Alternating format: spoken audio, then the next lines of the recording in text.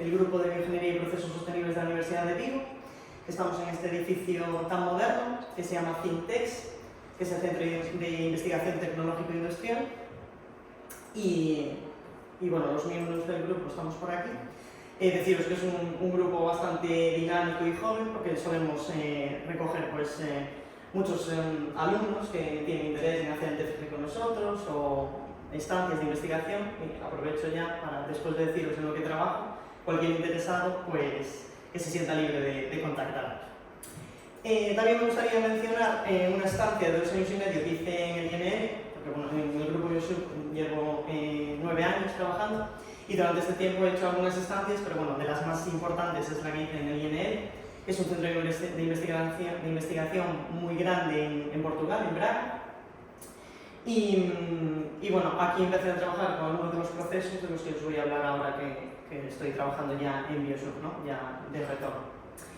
Y bueno, os había puesto una fotillo también del grupo allí, que también es un grupo pues muy amable y en el que aprendí mucho. Entonces, os voy a decir un poco lo que hacemos y voy a dar contexto de por qué lo hacemos, ¿no? Entonces, os puse aquí en típico gráfico de cuánto avanza y cuánto crece la población mundial, y esto está muy bien, pero tiene ciertos problemas asociados, ¿no? Entonces, el primero de ellos es la contaminación.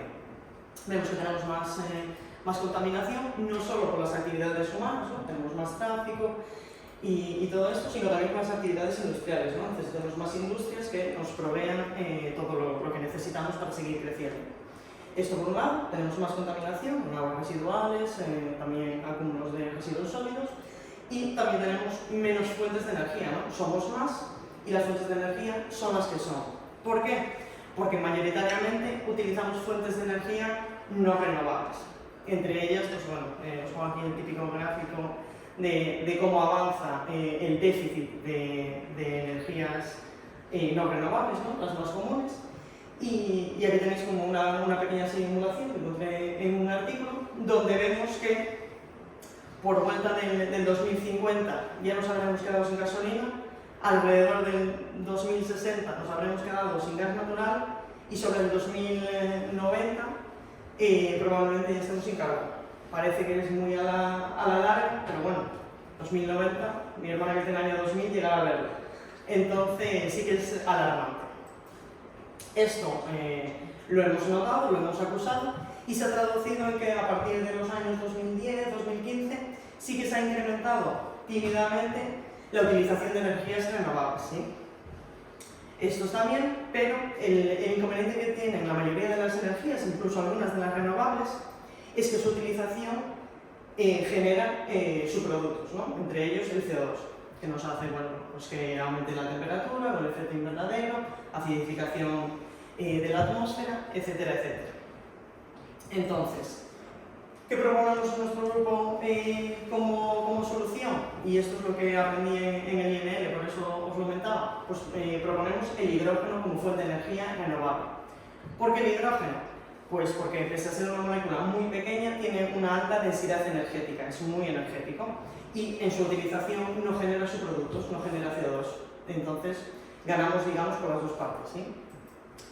Entonces, ¿cómo generamos nosotros hidrógeno? Pues lo generamos electroquímicamente.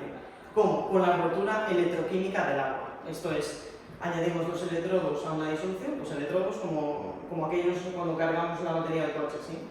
Y entonces, cuando aplicamos un potencial tal que es suficiente para romper la molécula de agua en dos, podemos obtener hidrógeno, ¿vale? En el cátodo, por la reducción del agua. En el ánodo obtenemos oxígeno, que no lo necesitamos, pero bueno, una no va sin la otra, ¿sí? Necesitamos los electrodos en el cátodo para la generación de hidrógeno que viene de la oxidación del agua para generar oxígeno. Como imagináis, este proceso no se está utilizando mucho. Algo ya se empieza a escuchar, que si algunos coches empieza a salir, pero mucho no se está utilizando, ¿sí? ¿Por qué? Porque es caro. Es caro. Vosotros veréis que al final el agua es bastante estable. La podréis tener en forma de vapor, en forma de hielo, pero al final sigue siendo agua, ¿sí? Romper la molécula de agua implica que tenemos que aplicar un potencial muy elevado en la disolución acuosa, y esto es dinero. Entonces, ahí es donde entra la investigación, y es lo que estamos intentando hacer en nuestro grupo. Investigar para poder reducir el potencial aplicado y, por ende, el coste asociado a generar hidrógeno de esta manera. ¿Cómo lo hacemos? Con la síntesis de catalizadores, ¿no? No sé si os suena el término catalizador, pero al final es una sustancia que fomenta un poco ese proceso, ¿no? Entonces, en este caso, si añadimos un catalizador que funcione correctamente, podríamos reducir el potencial que necesitamos, ¿no? Esa energía que necesitamos para romper la molécula de agua. Esta es una de las líneas de investigación. Luego ya os diré en dónde entra la energía verde, ¿no? Otro de los procesos que hacemos es el tratamiento de aguas residuales. Otra línea de investigación que tenemos en nuestro grupo. Entonces, yo os preguntaría, ¿cómo se tratan los efluentes contaminados?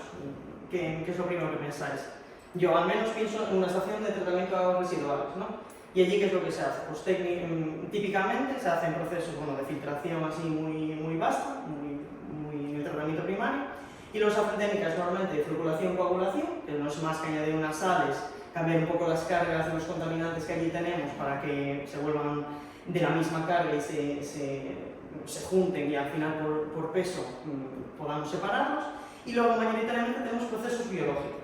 ¿Esto qué es? Tener microorganismos, bacterias o cualquier tipo de microorganismo que utilice los contaminantes como sustrato, como alimento, digamos, ¿no? Entonces tenemos esos contaminantes, la bacteria los absorbe, los utiliza como alimento y los transforma como nosotros transformamos, imaginaros, azúcar cuando entra en nuestro metabolismo.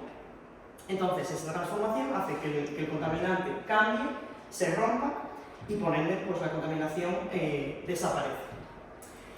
Entonces, ¿qué inconvenientes puede tener este tipo de procesos? Que son muy buenos, muy baratos y muy amigables con el medio ambiente, eso es indiscutible, pero sí que tienen unos inconvenientes. Por ejemplo, son procesos lentos, al final el metabolismo del microorganismo es el que es, entonces que haya más aguas residuales generadas, al microorganismo esto le va a dar igual, entonces podemos tener una acumulación de residuos. Son sensibles, ¿qué quiere decir con sensibles? A los microorganismos hay que mimarlos, a ciertos pHs no funciona, a ciertas temperaturas no funciona. ¿Que cambia mucho la contaminación porque llueve y entonces está menos concentrado el contaminante? Se me mueren porque tienen hambre, ¿no? Digamos. Entonces hay que mimarlos y eso al final es dinero en controlar esos procesos. También necesitan espacio, ¿no? Las típicas estaciones de tratamiento de aguas residuales pues, son bastante amplias. Y a veces son ineficientes. ¿Cuándo son ineficientes? Pues en concreto cuando los contaminantes que estamos tratando son tóxicos para los microorganismos. Aquí os pongo ejemplos de fármacos y de pesticidas. ¿Por qué? Porque imaginar un fármaco, un antibiótico, ha sido diseñado para matar bacterias. Entonces un proceso biológico no va a funcionar bien. Igual con pesticidas, ¿sí? Han sido diseñados para combatir organismos vivos. Entonces este tipo de compuestos más persistentes, más tóxicos, con procesos biológicos no se suelen degradar bien. Entonces ahí entra también nuestra investigación. ¿Y qué proponemos nosotros? Pues ponemos los procesos de oxidación avanzada, que ahora os los explico, y los procesos de absorción. ¿Vale? Entonces, los procesos de oxidación avanzada se basan en la generación de radicales. ¿Qué es un radical? Seguro que habéis escuchado lo típico de no aumentar mucho la temperatura al aceite que genera radicales y son malos. ¿Por qué son malos los radicales? Pues porque tienen un electrón por ahí desapareado. Los electrones siempre van de dos en dos. Cuando un electrón está por ahí desapareado, busca otro electrón para ya ser dos. Y ese electrón lo va a coger de la materia que tenga cerca. Bien sea pues, nuestro cuerpo si los ingerimos o cualquier contaminante, como es el caso que os voy a explicar, ¿no? Entonces, os voy a hablar de los radicales hidroxilo, ese HO puntito, siendo el puntito del electrón, que son muy activos en la degradación de contaminantes, ¿vale? Oxidándolos. Por eso a ese tipo de procesos les llamamos procesos de oxidación avanzada. Entonces, ¿cómo funcionan este tipo de procesos? Pues es un ataque no selectivo. ¿Por qué? Porque el radical ataca a lo que pilla. Entonces no es selectivo y eso es bueno, porque aquí no tendríamos los miramientos que tenemos con los procesos biológicos de pesticidas no los degrado bien o fármacos los degrado no eficientemente. En este caso no tenemos ese proceso ese problema, y los radicales atacan a cualquier tipo de materia orgánica. Por ejemplo, también tenemos ahí una molécula orgánica y el radical atacaría a los enlaces y rompería la molécula, ¿vale? Y lo bueno es que puede seguir en el tiempo. Si añadimos más radicales, pues esa molécula, esos subproductos, ¿no? Esos trocitos de contaminante, los puede volver a romper, y en última instancia podemos tener la mineralización total, que se le dice, o bueno, la obtención de gases, y ya no tenemos el agua contaminada, ¿no? Liberamos CO2, agua, y el agua está descontaminada. Ventajas de este tipo de procesos, que son rápidos. Los radicales atacan muy rápidamente a la materia orgánica, son muy pequeños y difunden además a través de los efluentes muy eficazmente, y son fáciles de generar. ¿Cómo los podemos generar? Pues con varios tipos de procesos. Por ejemplo, la fotocatálisis, que al final sabemos, ¿no?, que la radiación tiene el potencial de degradar, ¿no? Así se nos estropean los coches cuando la pintura, ¿no?, cuando duermen en la calle. Pues si añadimos un catalizador, pues comentaba antes, podemos fomentar este tipo de procesos. La electrocatálisis, pues es la aplicación también de dos electrodos en el agua, al igual que hacíamos en la generación electroquímica del hidrógeno. Pues eso, añadiendo un catalizador, podemos fomentar esa degradación electroquímica. Y luego también se puede generar por la mezcla de reactivos. Por ejemplo, el peróxido de hidrógeno o agua oxigenada reacciona con hierro o casi con cualquier metal de transición y genera los famosos radicales. ¿Vale? Entonces, eso, hay varias maneras, y en esto trabajamos un poco, en buscar varias alternativas para generar estos radicales y tratar efluentes contaminados. Y ya finalmente, la última línea de investigación de la que os quiero hablar es la absorción, ¿no? También trabajamos en procesos de absorción. ¿Y cómo funciona el proceso de absorción? Pues imaginemos que tenemos un agua con contaminantes, siendo esas pequeñas moleculitas los contaminantes, eventualmente contaminantes persistentes que han sobrevivido el proceso biológico, ¿no? Algunos pesticidas, algunos fármacos, y lo que hacemos es añadirle un absorbente. ¿Qué es un absorbente? Un absorbente es un material mayoritariamente poroso, entonces hace que eventualmente se puedan meter los contaminantes dentro del absorbente, o que tiene ciertas cargas que atraen contaminantes. Por ejemplo, si ponemos un absorbente que esté cargado mayoritariamente negativamente, y nos atraparía, digamos, pues, contaminantes que estén cargados, digamos, positivamente. Entonces, una vez añadimos el absorbente en nuestra agua con contaminantes, tiene lugar el proceso de absorción, donde el contaminante queda retenido dentro del absorbente, y entonces obtenemos agua descontaminada. ¿Vale? Este proceso sí que ya se está utilizando más, porque al final es un proceso rápido. Normalmente los absorbentes, pues, como carbón activo, otro tipo de materiales porosos, no son tan elevados de obtener, ni los procesos tan costosos de implementar. Pero bueno, ahí sí que entra un poco qué hacer luego con el absorbente contaminado, porque al final sí que es una contaminación, ese material pues, es tóxico, ¿no? Entonces sí que hay que ver cómo tratar este tipo de procesos, que por cierto nosotros lo que hacemos en nuestro laboratorio normalmente es utilizar los procesos anteriores, ¿no?, los procesos de oxidación avanzada, aprovechando que los radicales, como os decía, son muy rápidos, difunden rápidamente por los materiales, y entonces pues, pueden entrar dentro de la matriz del absorbente y romper esas moléculas, de modo que se termine liberando CO2, agua, y que quede el absorbente para un posible siguiente uso. Entonces, dicho que tenemos tres grandes líneas de investigación: procesos de rotura electroquímica de agua para generar hidrógeno, procesos de oxidación avanzada para degradar contaminantes, y procesos de absorción para retener contaminantes también de efluentes contaminados. Os voy a hablar de los catalizadores, ¿no? Al final, todos estos procesos hay que mejorarlos de alguna manera para que tengan un coste tal que podamos llegar a utilizar en el futuro, ¿sí? ¿Dónde entra entonces nuestro enfoque verde? En cómo hacemos esos catalizadores, ¿vale? Normalmente los catalizadores pues, se utilizan pues, metales, se hacen con procesos no amigables con el medio ambiente. Nosotros intentamos dejar todo eso de lado, y ahora mismo nos estamos centrando en esas tres líneas de investigación que tenemos, que se centren en la utilización de residuos para la aplicación de esos procesos. Entonces, ahora mismo estamos con el laboratorio lleno de residuos agroindustriales, huele muy bien, Entonces tenemos pieles de plátano, pieles de patata, café de cafeterías, ¿no? Un café después de haberlo utilizado, varios residuos, ¿vale? Entonces, bueno, eso lo secamos, lo tamizamos y hacemos tratamientos hidrotermales. Y, bueno, tratamientos hidrotermales o tratamientos termales a secas. En los tratamientos hidrotermales tenemos un pequeño reactor donde añadimos el residuo seco de biomasa, añadimos agua y con la presión y la temperatura pues se genera lo que llamamos un hidrochar. Y luego tenemos también tratamientos térmicos, que tenemos un horno tubular donde hacemos pasar normalmente nitrógeno, porque si es en condiciones con oxígeno pues se nos calcina y nos quedamos sin producto. Entonces lo ponemos con una atmósfera de nitrógeno, calcinamos los subproductos y obtenemos lo que llamamos biochares. ¿Vale? Entonces tenemos hidrochares y biochares. ¿Y esos dónde los utilizamos? Pues en los procesos que os he dicho.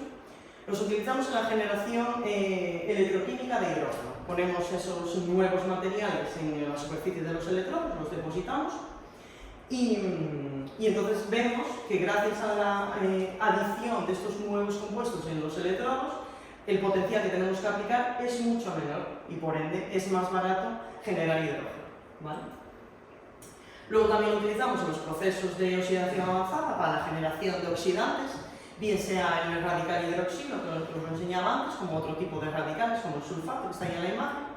Y normalmente estos compuestos que tienen un alto contenido en carbono y nitrógeno, ¿no? por la fuente de materia que hemos utilizado, nos sirven para activar esta activación y que se nos generen esos radicales que pueden degradar la materia orgánica.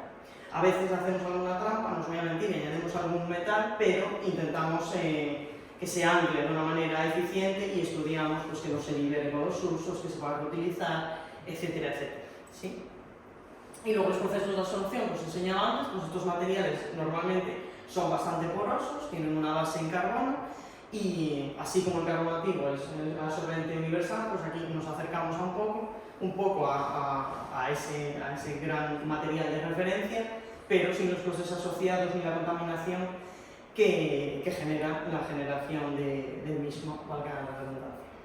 Entonces, a título así de curiosidad, os traje así como algunos resultados. Por ejemplo, la primera imagen se ve unos catalizadores, ¿no? Con base de materiales de residuos a los que le añadí un poco de hierro, por eso son magnéticos. ¿Y por qué hice esto? Pues para poder eventualmente, después del tratamiento, con un imán, retirarlos y no tener que añadir procesos típicos de filtración que al final aumentan los costes, obturan las membranas.